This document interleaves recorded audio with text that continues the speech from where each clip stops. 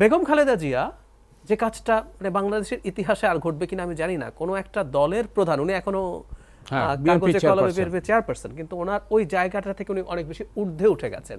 মানে আমাদের উদ্বেগ উৎকণ্ঠা বেগম খালেদা জিয়ার সুস্থ হওয়া এবং ফিরে আসা, আর কোনো মেজর উদ্বেগ উৎকণ্ঠা আছে বলে কিন্তু আমি মনে করি না। কারণ বলছি, গতকাল এনসিপি নির্বাচন কমিশনে গিয়ে নির্বাচনের তফসিল রীতিমতো পেছানোর কথা বলছেন যে বেগম খালেদা জিয়ার অসুস্থতা জনিত যে উদ্বেগ উৎকণ্ঠা বা অস্থিরতা আছে, এটা সেটেল না হলে নাকি নির্বাচনের তফসিল ঘোষণা করা যাবে না। আমি বলতে চাই এরকম কোনো ব্যাপার নেই। একটু ফ্র্যাঙ্কলি আজকে কিন্তু বিএনপির স্থায়ী কমিটির সদস্য নজরুল ইসলাম খানের নেতৃত্বে একটা প্রতিনিধি দল আবার নির্বাচন কমিশনে গিয়ে স্পষ্ট করেছেন তারা নির্বাচন এবং তফসিল ঘোষণার যে শিডিউল আছে সেটা পেছানোর পক্ষে নয়। মজাটা হলো এই জায়গায় যদি সমস্যা হয় সেটা বিএনপির হওয়ার কথা, বিএনপি বলতে পারে, ওনারা গিয়ে বলছেন।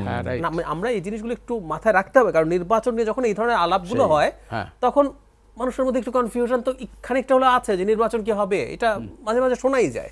তো এই জিনিসগুলো এটাকে আরো পটেনশিয়েট করে। এই জন্য আমি বলছি উদ্বেগ উৎকণ্ঠা এক্সক্লুসিভলি ওনার সুস্থতা নিয়ে।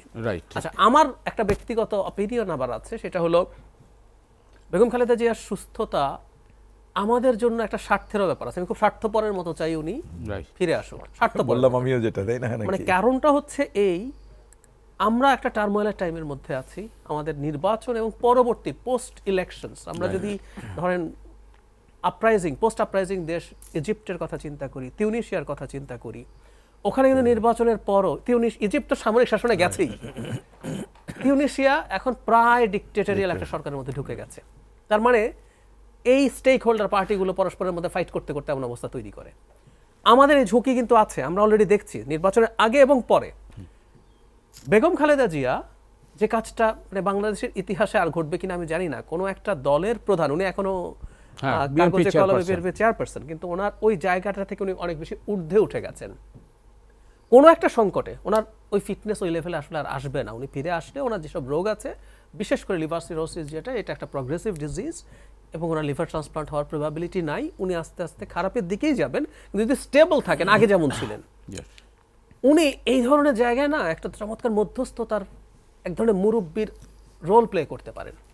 উনি জামাতকে এনসিপিকে ডাকলে কিন্তু কোনো ক্রাইসিস আমি বিশ্বাস করি তারা শুনবেন, এবং উনি ওনার দলকে কিন্তু বলতে পারবেন, কোনো না কোনো ক্ষেত্রে চাপ দিতে পারবেন যে না তোমরা এটা মেনে নাও। সো এই কারণে আমার মনে হয় আমাদের এই ধরনের একজন মানুষের এক্সিস্টেন্স খুব জরুরি। খুবই স্বার্থপরের মতো চাই বেগম খালেদা জিয়া যদি কাল চলে যান, আজ চলে যান, ওনার জীবনে যা অর্জন হয়েছে আর কিছু লাগবে না আসলে। এই যে বললাম না, আমরা এখন সবাই মিলে তাকে, এবং আমি এভাবেও বলি আওয়ামী লীগও তাকে খুব পছন্দ করার কারণ আছে। এখন 5 আগস্ট পরবর্তী সময়ে আওয়ামী লীগের উপরে মেজর কিছু যে হয় না, ওরাই বলতো এত লাখ মানুষ মারা যাবে, এটা হবে, রক্তগঙ্গা বইবে, বলেছে তো, হতেও পারতো, ঠেকিয়েছেন কিন্তু তারেক রহমান তো আছেনই, বেগম খালেদা জিয়া ওনাকে ব্যক্তিগতভাবে এই পরিমাণ টর্চার করেছে, ব্যক্তিগতভাবে। ইভেন ওনার এই যে লিভারের এই অবস্থা, ধরলাম উনি 18 সালে জেলে যান নাই, উনি বিদেশে যেতে পারলেন, ওই কয়েক বছর আগে ওনার তো ফিটনেস আরও ভালো ছিল, হতে পারতো তিনি একটা লিভার ট্রান্সপ্লান্ট পেতেও পারতেন, সেক্ষেত্রে ওনার সুস্থতা এবং আরও বেশি জীবন পাওয়া খুবই সম্ভব ছিল। তারপরও একটা প্রতিহিংসার বাক্য ব্যবহার করেন নাই, এবং শুধু হামলা করো না, ওগুলো ঠেকাও, ওগুলো পাহারা দাও, ওগুলো প্রিভেন্ট করো, প্রটেক্ট করো। সো আওয়ামী লীগেরও বিরাট ঋণ আছে খালেদা জিয়ার উপরে প্রতি, আমি মনে করি। সো এই হচ্ছে এমন একজন মানুষ এখন এই জায়গায় আসলেন, এবং যে আলাপগুলো আমরা করেছি এটা একটু করা জরুরিও। আমরা অনেকে বাংলাদেশের গণ অভ্যুত্থানকে জুলাই আগস্টে রিডিউস করার চেষ্টা করছি, এতে কারো কারো লাভ আছে, এতে কারো কারো লাভ আছে। একটা সরকার ক্রমাগত চ্যালেঞ্জ রয়েছে। আমার তথ্য হচ্ছে এরকম, আমি প্রায় বাংলাদেশকে কম্বোডিয়ার সাথে তুলনা করি। কম্বোডিয়াতে 13 সালে ওদের নির্বাচন আবার হাসিনার চেয়ে অনেক ভালো, হুন সেনের সাথে তার পার্টির সাথে ক্যাম্বোডিয়ান রেস্কিউ পার্টি একটা তৈরি হয়েছিল জোট করে, ওরা 55 সিটস পেয়ে গেছে, ও পেয়েছে 68, মানে কাছাকাছি চলে গেছে। তখন হুন সেন করলো কি পার্টিটাকে ভেঙে দিতে পারলো। এই যে ভেঙে দিল, এরপর আর ওর পথে কোনো কাঁটা থাকলো না। আজকে সে স্মুথলি গত নির্বাচন পর্যন্ত আরামে থাকলো, তার একটু বয়স হয়েছে, সে এখন তার ছেলে হুন ম্যানেটকে পাওয়ার দিয়েছে, হুন ম্যানেট এখন প্রাইম মিনিস্টার। সোকর শেখ হাসিনা কিন্তু ঠিক এই প্ল্যানটাই করেছিল, তিনি করবেন, তারপর পরিবারের একজন। পারেন নাই কেন? শেখ হাসিনাকে ক্রমাগত চ্যালেঞ্জ করে গেছে যে পার্টিটা, সেটা বিএনপি। এবং ওভার দ্য ইয়ার্স যদি এই ফাইটটা না করতো, তাহলে শেখ হাসিনা হুন সেনের মতো করে পারতেন, এবং বিএনপি যদি ভেঙে যেত, বিএনপি ভাঙে নাই, তারেক রহমান চেষ্টা করেছেন এবং বেগম খালেদা জিয়ার মতো একজন মানুষ ঐক্যের প্রতীক হিসাবে আছেন। আমাদের একটা জিনিস মনে রাখতে হবে, অনেক সময় টপ লিডাররা খুব বেশি সাফার করেন না ব্যক্তিগতভাবে। উনি কিন্তু বাংলাদেশের গণতন্ত্রের জন্য উনি সাফার করেছেন। শুধু নয়, যে বললাম 18 সালের নির্বাচন যখন হয়, জাতীয় ঐক্যফ্রন্টের সাথে আমি খুব ক্লোজলি কাজ করেছি, আমি জানি তখন অনেক কথাবার্তা হয়েছে। বিএনপিকে নির্বাচনে যেতে হয়েছিল কারণ তার নিবন্ধন ঝুঁকিতে পড়বে।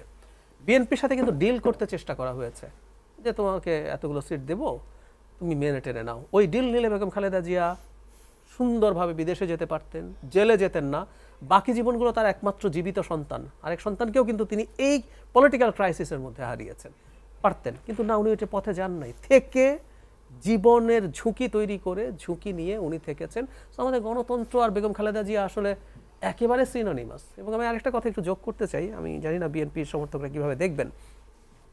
জিয়াউর রহমান দল তৈরি করেছেন কিন্তু ক্ষমতায় থেকে, রাইট, এবং ক্ষমতায় থেকে দল আর চাইলে যে সবাই পারে তা না, এটাও বিরাট ক্রেডিট। কারণ হচ্ছে এরশাদ তার ডাবল ক্ষমতায় ছিল, এরশাদের দল কিছু হয় নাই, ওটার বাঞ্চ অফ ক্লাউন্স হয়েছে। তো ওনার ক্রেডিট আছে। তারপর আপনি যখন একটা ক্ষমতায় থাকেন, আপনার জন্য মানে এই দল তৈরি করা তুলনামূলক সহজ হয়। বিএনপি আদতে রাজনৈতিক দল হয়ে উঠেছে আমি মনে করি বেগম খালেদা জিয়ার নেতৃত্বে। এরশাদ বিরোধী যে আন্দোলন, একজন জাস্ট সাধারণ গৃহবধূ এসে এই দায়িত্ব নিয়ে এটাকে দলে পরিণত করেছেন, একজন রাজনৈতিক নেত্রী। এবং আমাদের এখানে খুবই এগুলো রেয়ার, এবং ভবিষ্যৎ জীবনে ভবিষ্যৎ সময়ে বেগম খালেদা জিয়া আরও বেশি আলোচিত হবে একটা গুরুত্বপূর্ণ কারণে। পৃথিবীতে কিন্তু এখন একটা রাইটিস্ট টার্ন দেখা যাচ্ছে পলিটিক্সের। রাইটিস্ট পপুলিস্টরা উগ্র কথা, গালিগালাজ, আমাদের এখানেও দেখবেন কেউ কেউ গালিগালাজ টালাজ করছে এবং অনেকে পছন্দও করছে।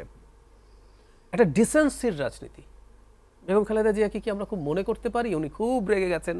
দু একটা ঘটনা ছাড়া, একবার বালুর ট্রাকের ওখানে, তাও উনি যতটুকু রেগেছিলেন সেবার, সেই রাগ শেখ হাসিনার সাথে যদি তুলনা করি আমাদের কম্পারেবল জায়গা থেকে, কিছুই না। সো এই যে ডিসেন্সি, রাজনীতিতে সেন্স অফ ডিসেন্সি থাকা, ইভেন এটা এখন তারেক রহমানের মধ্যেও আছে। এবং আমি বরং এই প্রশ্নও করি যে জনাব তারেক রহমানকে অনেক বেশি সফট অ্যান্ড সোবার কিনা, কারণ আজকের রাজনীতিতে একটু স্ট্রং ম্যানের একটা ডিমান্ড দেখা যায়, কিন্তু উনি ওই পপুলিজমের বাইরে গিয়ে ওভাবে আছেন। সো বেগম খালেদা জিয়াকে আমরা ভবিষ্যতে আসলে রাজনৈতিক যে ন্যারেটিভ আমরা তৈরি করবো, যে রাজনৈতিক পরিবেশ চাই, সেখানে একটা ডিসেন্সির একটা সিম্বল হিসাবে আমরা সামনে পাবো।